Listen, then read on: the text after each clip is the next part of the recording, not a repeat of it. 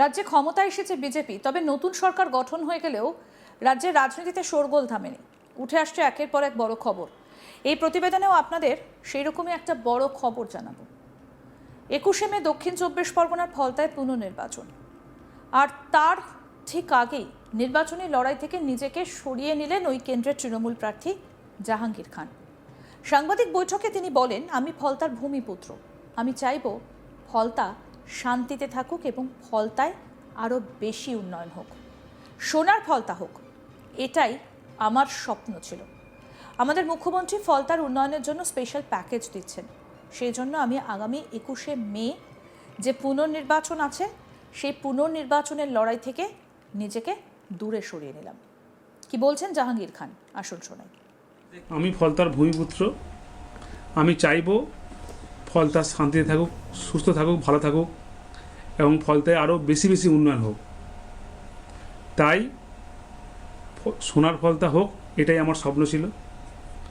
তাই আমাদের সম্মানীয় মুখ্যমন্ত্রী ফলতা উন্নয়নের জন্য স্পেশাল প্যাকেজ দিচ্ছে। সেই জন্য আমি আগামী 21শে মে যে রিপোল আছে সেই রিপোলের কন্টেস্ট থেকে আমি নিজেকে দূরে সরিয়ে নিলাম।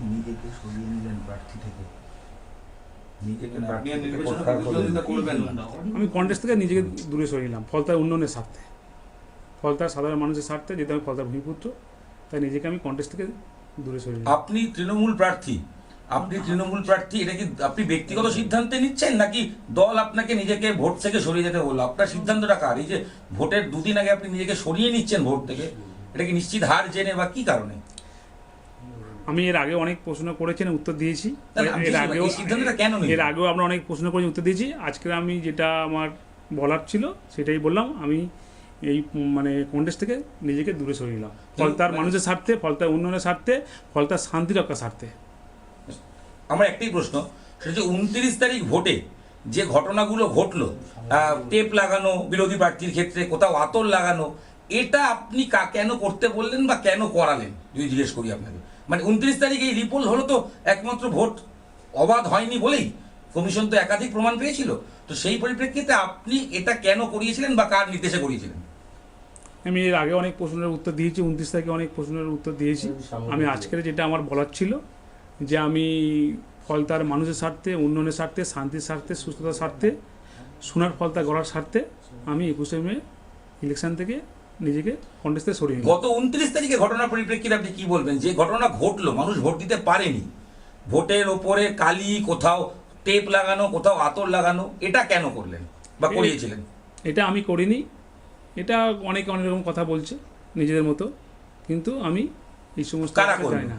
জাহাঙ্গীরবাবু, কারা করলো? আমি তো আমার অফিসে ছিলাম, অফিস থেকে আমি চালনা করেছি, কিন্তু কে করেছে আমি নিজেই জানি না। আমি স্পটে ছিলাম না, বলতে পারবো। কোনো নির্দেশ এসেছিল কোনো মহলের বা কারণ? না, কোনো এরকম কোনো ব্যাপার। আপনি এখানকার প্রার্থী, আপনার কোনো নিয়ন্ত্রণ ছিল না? আপনি বলছেন যারা করেছে জানেন না, তারা তো আপনার কর্মী ছিলেন। না, আমাদের কর্মী করেছে, কে করেছে আমি নিজেই জানি না।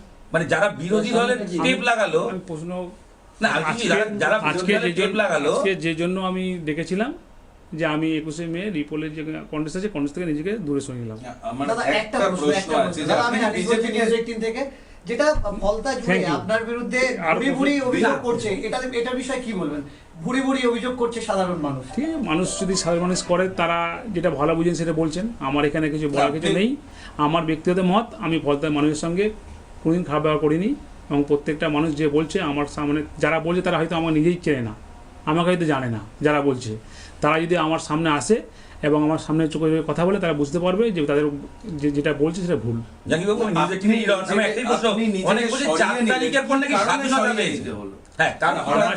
আমার যেটা বলার ছিল কারণ তো আছে, কেন সরাচ্ছে?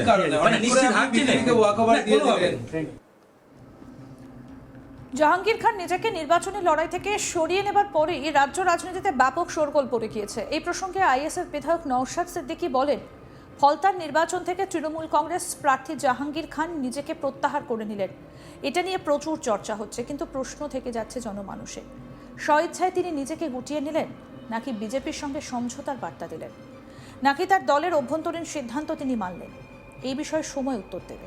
কি বলেছেন নওশাদ সিদ্দিকী, শুনুন। ফলতার নির্বাচন থেকে তৃণমূল কংগ্রেস প্রার্থী জাহাঙ্গীর খান নিজেকে প্রত্যাহার করে নিলেন। এটা নিয়ে প্রচুর চর্চা হচ্ছে, কিন্তু প্রশ্ন থেকে যাচ্ছে জনমানসে, স্বইচ্ছায় তিনি নিজেকে গুটিয়ে নিলেন, না বিজেপির সাথে সমঝোতার তিনি বার্তা দিলেন, না তার দলের অভ্যন্তরীণ ডিসিশন তিনি মানলেন? এই বিষয়ে উত্তর সময় কিন্তু কথা বলবে, উত্তর দেবে। কিন্তু আমার একটা জিনিস থেকে যাচ্ছে, আমার মনে হয় দুটো জিনিস খুব হতে পারে। একটা হচ্ছে বিজেপিকে সমঝোতার বার্তা, যে বিজেপির নেতৃত্ব, যে বর্তমান মুখ্যমন্ত্রী শুভেন্দু অধিকারী মহাশয় জাহাঙ্গীর খান সাহেব সম্পর্কে যে কথা বলেছেন, তিনি সেই বার্তা দেওয়া যে আমি তোমাদেরই লোক, তোমাদেরকে সুযোগ করে দিলাম। অথবা এটা হতে পারে তৃণমূল বিজেপিকে নতুন করে সুযোগ করে দিচ্ছে। অথবা এটাও হতে পারে যে তৃণমূল কংগ্রেস দেখছে যে এই নির্বাচনে ফলতা থেকে 1, 2, 3 কোনো মতেই আসতে পারবে না, 4 বা 5-এ থাকবে। সেই জন্যই নতুন করে আমার মুখ থুবড়ে পড়লে পার্টি ঘুরে দাঁড়াবার আর কোনো জায়গায় থাকবে না। ফলে এটাকে সুকৌশলে জাহাঙ্গীর খানের নাম দিয়ে এড়িয়ে যাচ্ছে। তবে সময় কথা বলবে। তবে তৃণমূল কংগ্রেস যে দুর্নীতি অন্যায় করেছে, সেই অন্যায় দুর্নীতির আর মাপ ক্ষমা বাংলার মানুষ করবে না। নতুন করে আর তৃণমূল কংগ্রেসকে বাংলার মানুষ চাইবে না। রাজ্যে ক্ষমতা এসেছে বিজেপি, তবে নতুন সরকার গঠন হয়ে গেলেও রাজ্য রাজনীতিতে কিন্তু শোরগোল থামেনি। আমরা জানি যে 21 তারিখ রয়েছে ফলতায় পুনর্নির্বাচন, যে ফলতাকে কেন্দ্র করে রীতিমতো পরিস্থিতি উত্তপ্ত হয়ে উঠেছিল। একাধিক বুথের ভেতর ব্ল্যাক টেপ লাগিয়ে দেওয়া হয়েছে, আতর ঢেলে দেওয়া হয়েছে, এইরকম একাধিক অভিযোগ উঠেছিল, শোরগোল উঠে এসেছিল, প্রশ্ন উঠেছিল যে কি হবে ফলতায়। ফলতাতে পুনর্নির্বাচন রয়েছে 21 তারিখ। তবে ঠিক তার দুদিন আগে তৃণমূল কংগ্রেসের প্রার্থী জাহাঙ্গীর খান, যিনি অভিষেক বন্দ্যোপাধ্যায় ঘনিষ্ঠ, একেবারে অভিষেক বন্দ্যোপাধ্যায়ের ডান হাত, সেই পুষ্পা, তিনি বলছেন যে তিনি ভোট থেকে এবার সরে দাঁড়ালেন, মানে নির্বাচন থেকে তিনি সরে দাঁড়ালেন। কি হলো? অর্থাৎ 29 তারিখ দ্বিতীয় দফার যেদিন ভোট ছিল, ঠিক তার কয়েকদিন আগে থেকে যাকে ঘিরে এত কিছু, এত শোরগোল, সেই পুষ্পা যিনি বলেছিলেন যে পুষ্পা ঝুঁকে গানেহি, সেই জাহাঙ্গীর খান, যার প্রতাপ একেবারে ফলতার মানুষ খুব ভালো করে জানেন, সেই জাহাঙ্গীর খান এবার বলছেন তিনি নির্বাচনে অংশ নেবেন না, তিনি সরে দাঁড়াচ্ছেন।